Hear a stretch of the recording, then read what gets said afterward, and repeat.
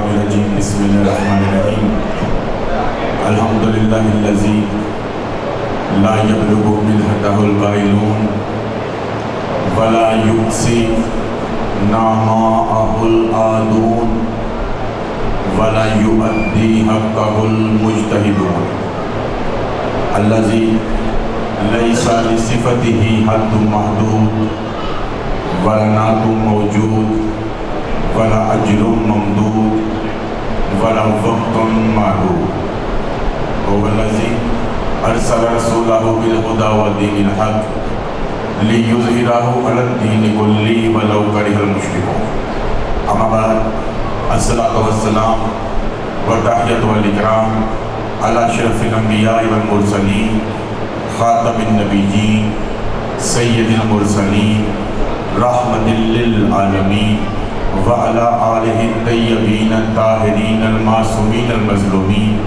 فقد قال اللہ تبارک و تعالی فی کلامہ المجید انما یرید اللہ لیذہب عنکم الرجس اہل البیت ویطہرکم تطہیرا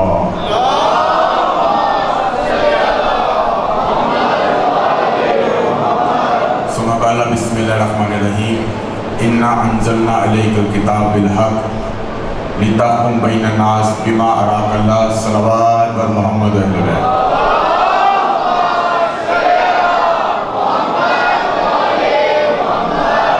عزیزان محترم، ماتمداران مظلوم کربلا، عزاداران شہید نینوا، زندہ رہیے، سلامت رہیے، مولا کے حفظ و امان میں رہیے۔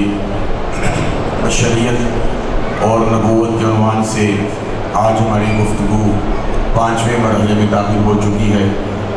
آپ تمام حضرات کی حاضری اور توجہات کا بے حد شکر گزار ہوں۔ پروردگار عالم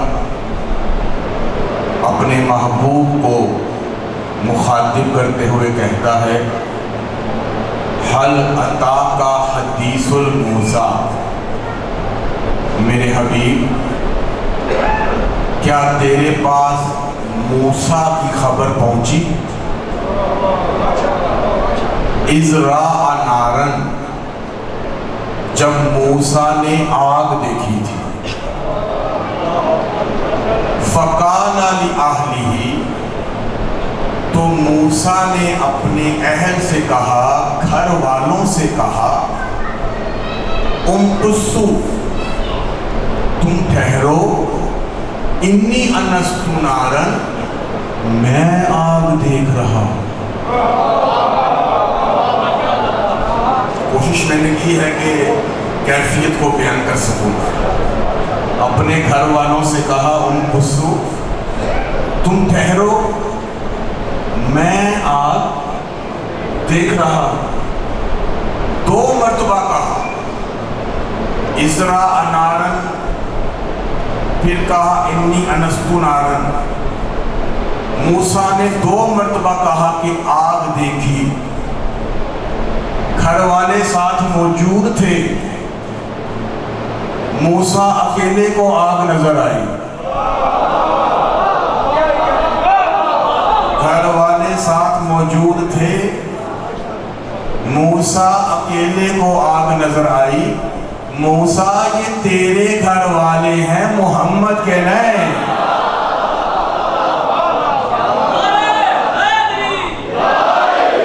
یہ خاصہ صرف اہل بیت مصطفیٰ کا ہے کہ جو مصطفیٰ دیکھے وہی اس کی یاد دیکھے۔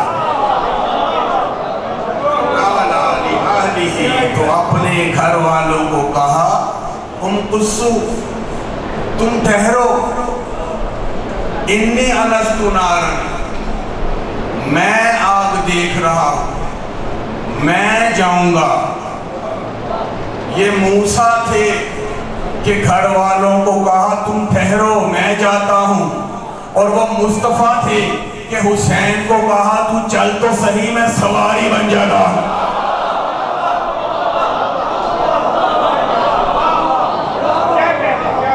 انی انست نارن، میں آگ دیکھ رہا ہوں۔ یعنی بشریت کی نگاہ اور ہوتی ہے، نبوت کی نگاہ اور ہوتی ہے۔ وہ دیکھے تو عین اللہ، سنے تو حفظ اللہ، بولے تو لسان اللہ، چہرہ ان کا وجہ اللہ، حقیقت ان کی نور اللہ. تو جب سارے کا سارا وجود ہے ہی اس کی نسبت سے، تو فرشتے سجدہ نہ کرتے تو اور کیا کرتے؟ فرشتے سجدہ کرنے لگے تو اس نور نے کہا کہ سجدہ عین اللہ، نور اللہ، لسان اللہ، وجہ اللہ کو نہیں بلکہ سجدہ تو اللہ کو ہے. تو فرشتوں نے کہا کہ وہ تو دکھائی نہیں دیتا. تو اس نور نے کہا دیکھا ہمیں کرو، سجدہ اسے کرو. دیکھا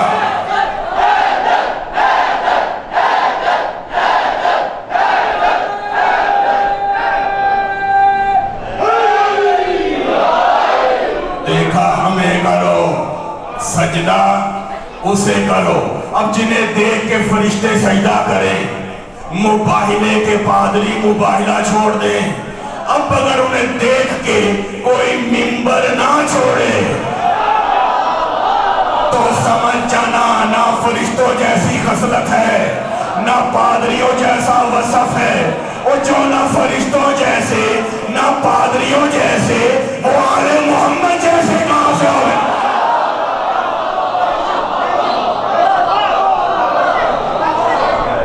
نہ فرشتوں جیسے نہ پادریوں جیسے، وہ آل محمد جیسے کہاں سے ہو گئے؟ انی انست نارن، میں آگ دیکھ رہا ہوں.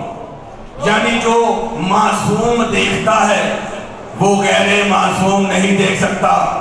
اس لیے حبیب خدا منبر پہ بیٹھ کے کہتے تھے کہ میں ابھی بھی اپنے حوض کو دیکھ رہا ہوں.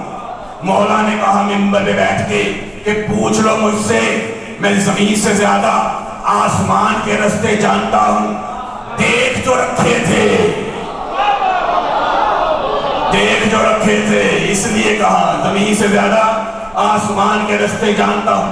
دیکھو دین کا رستہ کون سا ہے؟ آسمانی، زمینی نہیں. دین کا رستہ ہے آسمانی. اس لیے جو ادھر کی مٹی سے بنے تھے وہ بھی دین کے علم کا سوال اس علی سے پوچھتے تھے جو ادھر کا نور بن کے آسمانی رستوں سے ہوتا ہوا، صلب ابو طالب سے گزرتا ہوا، بنت اسد کو ساتھ لیتا ہوا کعبے میں آ گیا. آتے ساتھ ہی پہلا سجدہ اسے کیا. چہرہ مصطفیٰ کا دیکھا، تماچا ابو جہل کو مار دیا. چہرہ مصطفیٰ کا دیکھا، تماچا ابو جہل کو مارا. یہ تینوں کام کر کے میرے مولا نے یہی تو بتلایا کہ جو علی والا ہوگا سجدہ اسے کرے گا، چہرہ مصطفیٰ کا دیکھے گا، تماچا جہالت کو مارے گا. اب ہمیں الزام نہ دینا، جہالت چاہے پیدل ہو، چاہے اونٹ پہ ہو، چاہے خچر پہ ہو یا منبر پہ ہو، ہم علی والے ہیں، برداشت نہیں ہوتا.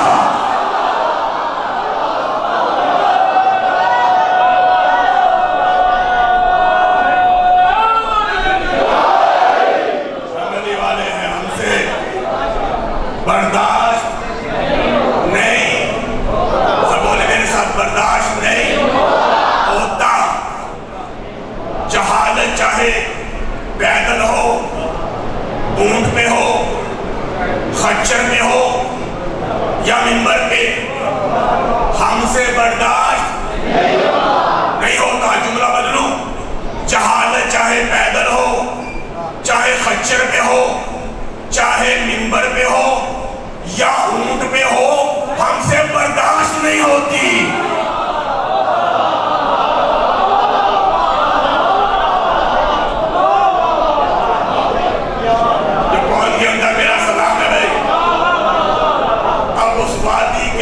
پہنچے تو آواز آ گئی، یا موسیٰ انی انا ربک، میں تیرا رب ہوں. فخلع نعلیک، جوتے اتار.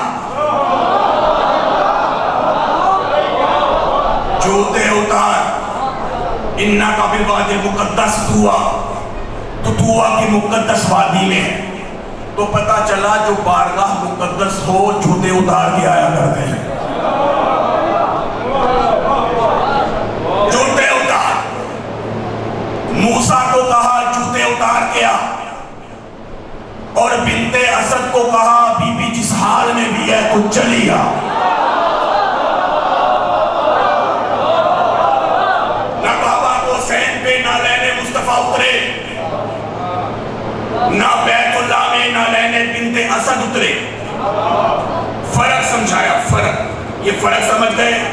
تو نتیجہ مل جائے گا.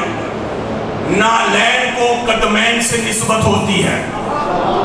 نالین دو جوتیاں پیر، قدمین دو پاؤں. نالین کو قدمین سے نسبت. کیا نسبت؟ جڑے ہوئے ہوتے ہیں، چپکے ہوئے ہوتے ہیں، لپٹے ہوئے ہوتے ہیں. یہی ہے نا جوتیوں کے ساتھ پیروں کی نسبت. نالین کو قدمین سے کیا نسبت؟ لپٹے ہوئے ہوتے ہیں، چپکے ہوئے ہوتے ہیں، جڑے ہوئے ہوتے ہیں. فرق سمجھایا شریعت موسفی اور شریعت محمدی میں کہ موسیٰ تو آ سکتا ہے، تیری نسبت نہیں آ سکتی. اور بنت اسد کو کہا تو بھی آ اور نسبت کو بھی لے آ. یہی بتایا کہ جہاں سے ہم گزر جائیں ہماری نسبت بھی گزر جاتی ہے. اگر دیوار کعبہ نسبت علی کا احترام کر سکتی ہے تو جنت کے دروازے کی کیا مجال کہ انہیں روک لیں جو علی کے قدموں سے لپٹے ہو.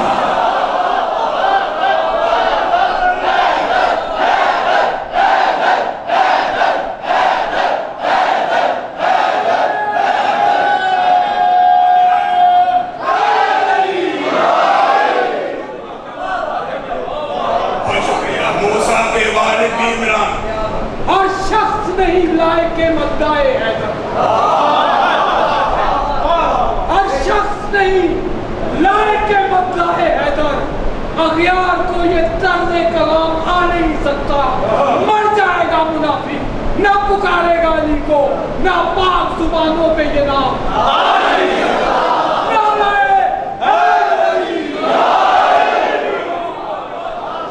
موسیٰ کے والد بھی عمران، ابو طالب بھی عمران. ایک عمران کا بیٹا جوتے اتار کے آئے، دوسرے عمران کا بیٹا ابھی دنیا میں آیا نہیں، ماں جوتوں سمیت جائے. تو جناب عمران تو تب بھی موسیٰ جیسے نہ تھے تو کیا بعد میں مسلمانوں جیسا بھی نہ ہو سکے؟ ارے وہ تو تم مسلمانوں جیسے تھے بھی نہیں، وہ تو ابراہیم جیسے تھے، اسماعیل جیسے تھے، ایدار جیسے تھے، تبت جیسے تھے، یسربی جیسے تھے، ناشد جیسے تھے، عوام جیسے تھے، عود جیسے تھے، عدنان جیسے تھے، نزار جیسے تھے، مدرکہ جیسے تھے، خزیمہ جیسے تھے، کنانہ جیسے تھے، فہر جیسے تھے، کلاب جیسے تھے، کعب جیسے تھے، عبد مناف جیسے تھے، ہاشم جیسے تھے، عبد المطلب جیسے تھے. دیکھو جس نے دیوار بنائی ہو نا اسے پتا ہوتا ہے، جس نے دیوار بنائی ہو اسے پتا ہوتا ہے. چونکہ ابراہیم و اسماعیل جیسے تھے اس لیے جانتے تھے کہ شگاف کہاں پہ ڈالنا ہے.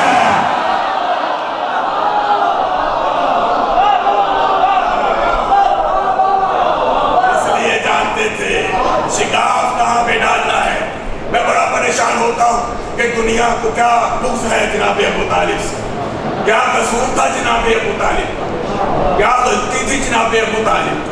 بہت سوچا، کتابوں میں تو کوئی جواب نہ ملا، کتابیں تو بڑی پڑی تھی بک سے، لیکن ایک فقیر کے پاس گیا، اس فقیر نے سمجھا دیا کہ بس اس خطا پہ جہاں نے تجھ کو چھوڑا ہے. اے ابو طالب، اے رئیس البطحاء، اے بیعت البرات، اے کل ایمان کے بھی کل ایمان، اے عین اللہ کے بابا، اے وجہ اللہ کے بابا، اے ید اللہ کے بابا، اے علی ولی اللہ کے بابا، بس اس خطا پہ جہاں نے تجھ کو چھوڑا ہے کہ تیرے لال نے ان کے بتوں کو توڑا ہے.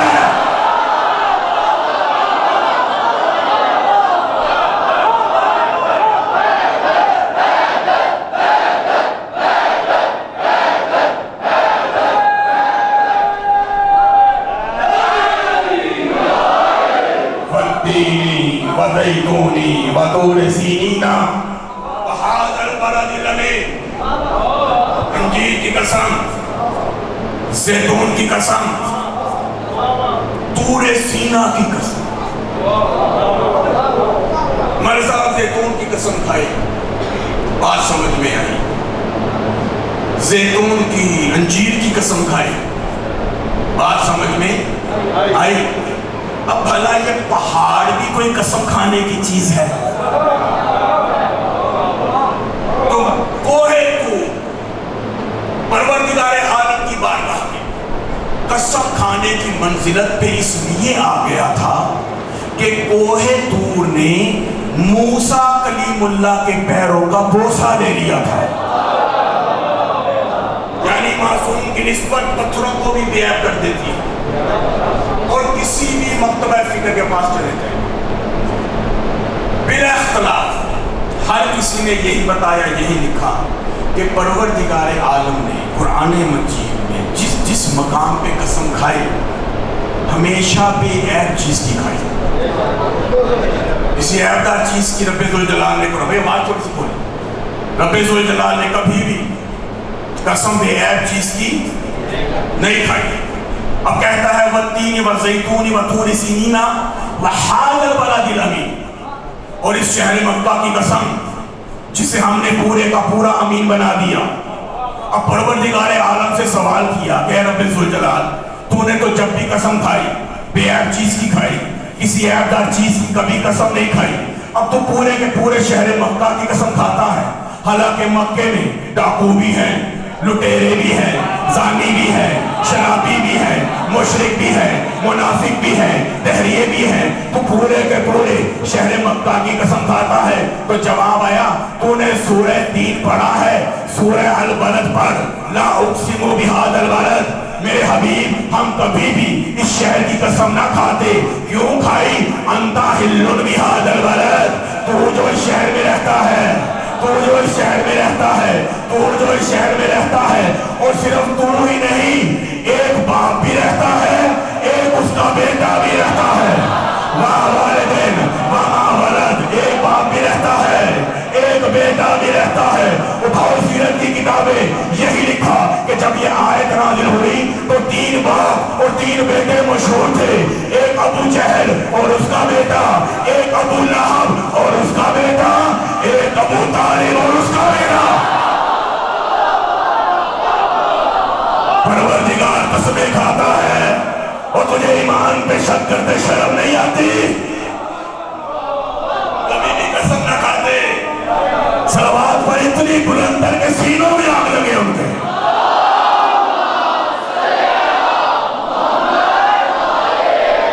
یہ آواز تو بھائی باہر تک نہیں گئی، جناب ابو طالب کی ذات پہ بلند ہے صلوات۔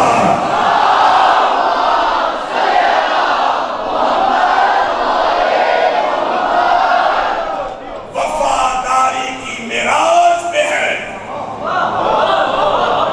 ابو طالب، وفاداری کی معراج پہ، اور ہم بھی وفادار کو ماننے والے، وفادار کو ماننے والے وفادار بیٹھے ہیں۔ اور میں نے کئی مرتبہ کہا کہ جو لوگ بھی تیراک ہوئے دریائے وفا کے، بیدار ہوئے، جو لوگ بھی تیراک ہوئے دریائے وفا کے، وہ لوگ کہاں تم کو سرابوں میں ملیں گے، اور ہر دور کے غوث و کتب ابدال و کلندر تمہیں عباس کے گھوڑے کی رکابوں میں۔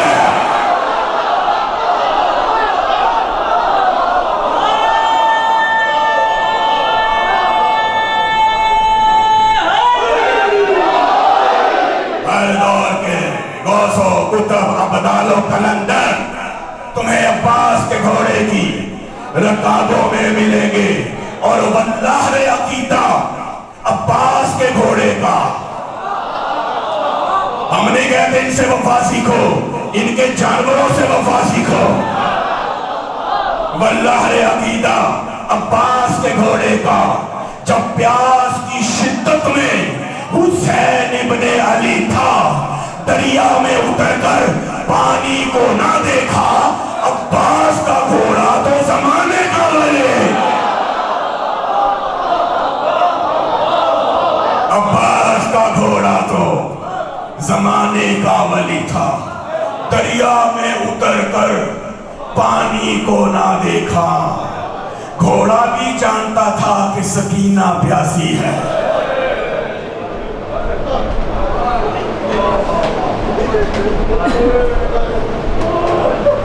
اسے بھی پتا تھا علی اصغر نے پانی نہیں پیا۔ یہ بڑا وفادار گھوڑا تھا عزادارو، اس گھوڑے کے اوپر بھی وفادار ہی بیٹھا تھا۔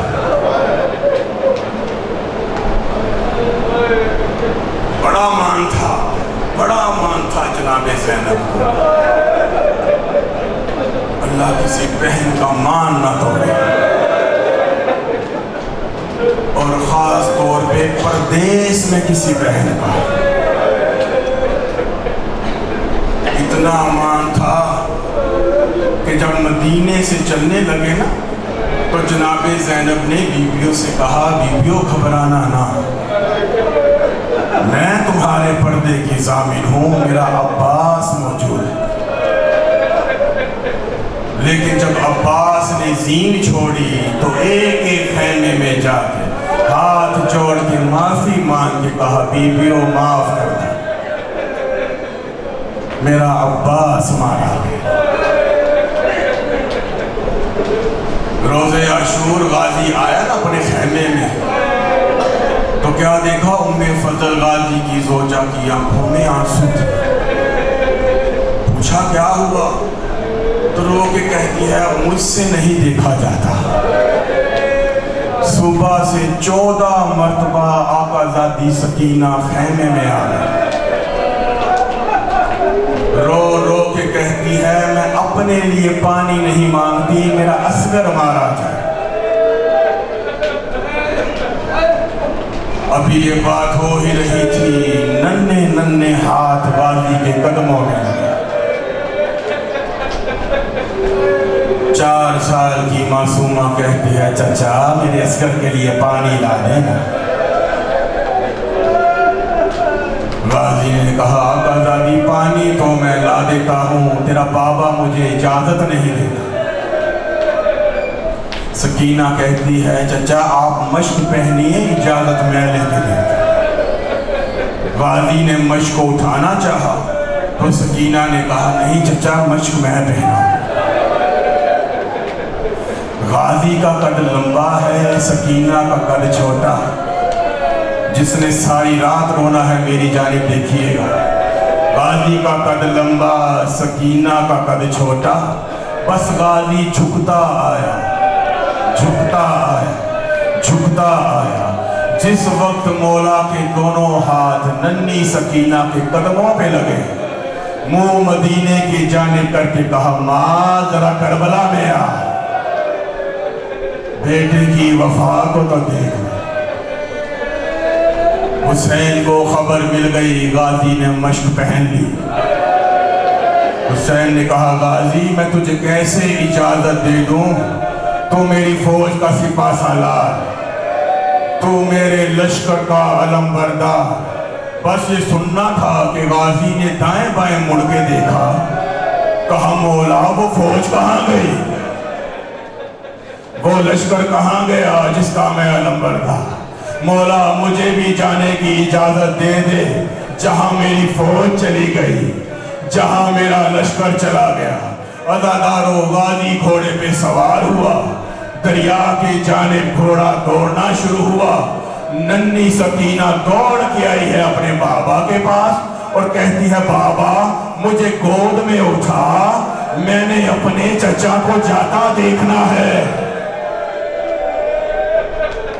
غازی جاتا دیکھ کے سکینہ ایک ہی پوچھتی رہی، بابا کیا میرا چچا پانی لے آئے گا، کیا میرا اصغر پانی پی لے گا، کیا میرا چچا پانی لے آئے گا، کیا میرا اصغر پانی پی لے گا۔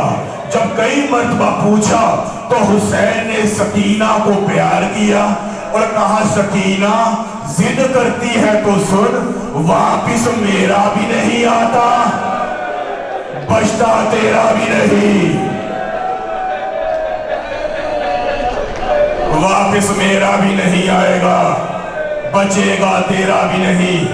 गाजी पहुंच गया दरिया के किनारे, मश्क में पानी को भरा और अपने रहवार को कहा बस एक मर्तबा खैमों तक ले जा। घोड़े ने दौड़ना शुरू किया। एक मलून ने छुप के ऐसा वार किया कि दायां बाजू कटा, बाजू छटक के कहा असगर का सदका।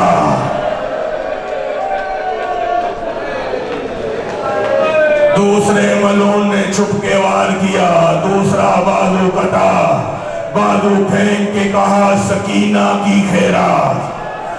मश्क को दांतों में लिया और अपने रहवार को कहा बस आखिरी मर्तबा खैमों तक ले जा। अज़ादारों हजारों तीर कमानों से निकले। अल्लाह जाने कहां से एक तीर मश्क में लगा। गाजी के जिस्म का सारा खून बह जाता। गाजी को परवाह न थी, लेकिन मश्क से पानी न बहता। भागते घोड़े से एक मलून ने सरे अक़दस पे ऐसा गुर्द मारा कि अब्बास का सर ऐसे खुला जैसे 19 रमजान को हैदर कर्रार का सर खुला था। फर्क समझाऊं अज़ादारों, जब अली का सर खुला तो अली ने अपने बाजुओं से अपने सर को सहारा दिया था। हाय गाजी तेरा हौसला, बाजू ना थे जब तक हुसैन ना आया। अब्बास का सर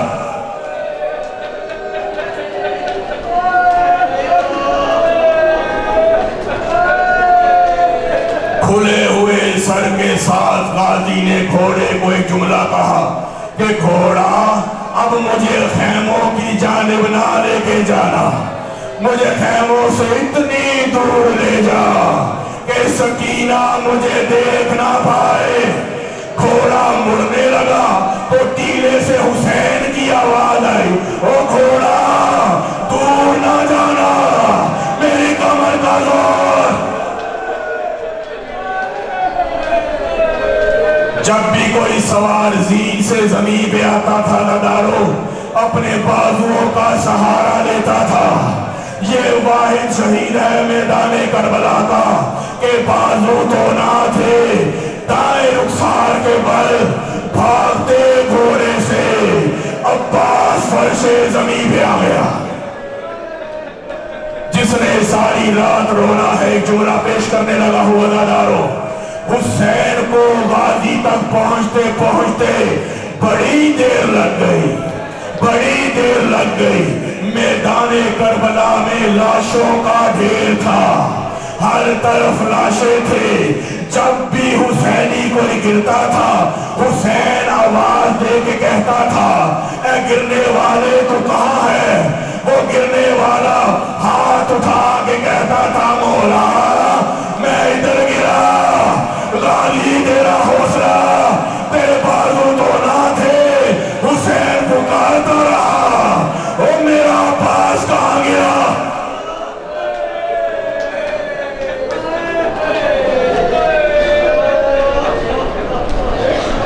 पहुंच गया हुसैन आखिरकार अपने भाई अब्बास के पास। मंजर ये था अज़ादारों कि एक आंख में तीर लगा हुआ था, दूसरी आंख में खून जमा हुआ था। अब्बास ने कहा मौला मैंने सारी उम्र तेरी खिदमत की है, मैंने कभी तुझे कोई काम नहीं कहा, पहली मर्तबा एक अर्ज करने लगा हूं, मेरी आंख से खून साफ कर दीजिए। अगर मेरे बाजू होते मैं कभी ये जहमत ना देता। अज़ादारों हुसैन ने अब्बास की आंखों से खून साफ किया तो अब्बास की आंख से आंसू बहने लगे। तो हुसैन ने कहा अब्बास तू रोता क्यों है। तो अब्बास ने कहा मौला शहादत हमारा विरसा है, मैं जानता हूँ कि मेरे बाद आप भी मारे जाओगे। रो इसलिए रहा हूँ कि सोचता हूँ कि जब आप भी चले जाओगे तो सकीना कहाँ जाएगी। जब आप भी मारे जाओगे जनाबे ज़ैनब कहाँ जाएगी। حسین کی آنکھوں میں آنسو آئے، کہا غازی اب سکینہ تماچے کھائے گی، اور زینب کبھی اس بازار کبھی اس بازار۔ عزادارو غازی چلا گیا، حسین خاموشی سے دیکھتا رہا۔ میرا خیال ہے کہ حسین یہ سوچتا تھا کہ غازی ظالموں نے تجھے اتنا مارا، اتنا مارا، اتنا مارا، اگر تیرے لاشے کو خیموں میں لے کے گیا تو زینب مر جائے گی، نہ لے کے گیا تو سکینہ کا نام آیا۔ غازی کا لاشا تڑپا، لاشے کو سینے سے لگایا۔ حسین نے ایک اشارہ فوج کی جانب کیا، دوسرا اشارہ خیموں کی جانب کیا، اور کہا عباس تو چلا گیا نا، اب تیرے جانے کے بعد یہ ملعون بڑے آرام سے سوئیں گے، جو تیرے خوف سے سوتے نہیں تھے، آج کے بعد یہ چین کی نیند سوئیں گے۔ نہیں سوئے گی تو زینب، نہیں سوئے گی تو سکینہ، نہیں سوئے گی تو رقیہ۔ مشق میں عالم کو لپیٹا، خیموں کی طرف چلنا شروع کیا۔ چھوٹے چھوٹے بچے بنو ہاشم کے، آگے آگے سکینہ، ہاتھوں میں خالی پیالے۔ سکینہ رو کے کہتی تھی بابا اگر پانی نہیں آنا تھا چچا عباس تو آ جاتا۔ سکینہ اور پیاس برداشت کر لیتی، بس یہ سننا تھا کہ حسین کی آنکھوں میں آنسو آئے، اور کہا سکینہ اب تجھے پیاس ہی نہیں تماچے بھی، اگر دو نوچے جائے وہ بھی برداشت کرنے ہوں گے۔ عزادارو علم آنے لگا ہے، علم کے فریرے کو دیکھنا، پہنے کو نہ دیکھنا،